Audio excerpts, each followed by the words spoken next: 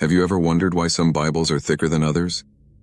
Hidden between the pages of ancient manuscripts lies a mysterious and powerful story. One filled with angels, demons, miracles, and a divine love story. Yet despite its richness, the Book of Tobit was left out of the Protestant Bible. Why so?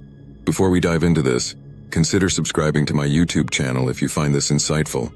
Now, let's uncover the truth about this fascinating book and why it's at the center of a centuries-old debate. The Book of Tobit, also known as Tobias in some traditions, is part of a collection called the Apocrypha, or deuterocanonical books, scriptures accepted by the Catholic and Orthodox churches but rejected by most Protestant denominations.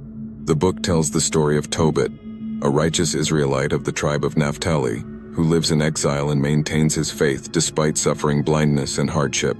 It follows his son, Tobias, who is guided by the angel Raphael on a divine mission that involves defeating a demon and marrying a woman named Sarah, who has lost 7 husbands to supernatural death.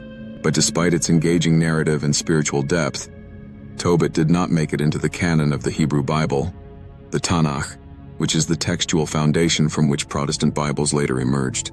This brings us to one of the key reasons why the Book of Tobit was left out of the Protestant canon. Its origin and canonicity were questioned from the start. The earliest complete versions of Tobit come from the Greek Septuagint, not from Hebrew manuscripts.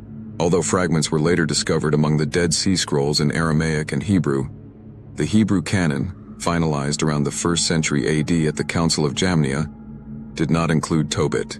The Jewish leaders at that time prioritized books written in Hebrew and with known prophetic authorship, criteria Tobit did not clearly meet. Protestant reformers like Martin Luther echoed this decision more than 1,500 years later during the Reformation. They adopted the Hebrew canon as the Old Testament standard, excluding the deuterocanonical books, including Tobit. Luther and other reformers believed that these books, while possibly edifying, did not have the same authority as the texts universally accepted by the Jewish people. He placed Tobit and the others in a separate section and labeled them Apocrypha, noting they were not to be regarded as equal to Scripture. Biblically speaking, one of the reformers' concerns was the presence of teachings in Tobit that seemed inconsistent with the doctrines of salvation by grace and faith alone.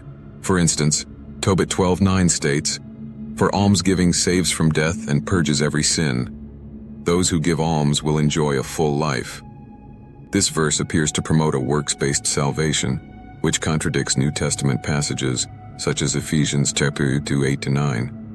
"For by grace you have been saved through faith, not a result of works, so that no one may boast." Yet the Catholic Church not only retained Tobit, but affirmed it as scripture at the Council of Rome, AD 382, and later at the Council of Trent, 1546, largely in response to Protestant rejection. The Catholic view embraces Tobit's emphasis on faith, good works, angelic intervention, and God's providence. To Catholics, these themes are not contradictory but complementary to the broader message of Scripture. Moreover, the early Church Fathers, including Augustine and Ambrose, cited Tobit positively in their writings. Augustine himself defended the inclusion of the deuterocanonical books, arguing they had long been used in the liturgy and tradition of the Church. The Catholic Church holds that sacred tradition and the authority of the magisterium play essential roles alongside Scripture in defining doctrine and recognizing the canon. Ultimately, the divide comes down to differing views on authority. Protestants base their Old Testament canon strictly on the Hebrew Scriptures and sola scriptura, Scripture alone. Catholics, on the other hand, accept the Septuagint tradition and uphold both Scripture and tradition as authoritative, which includes Tobit and the other deuterocanonical books. So is the Book of Tobit inspired Scripture? That depends on your tradition. But one thing's for sure. It's a powerful story filled with timeless lessons about faith, family, and divine guidance that continues to impact millions around the world.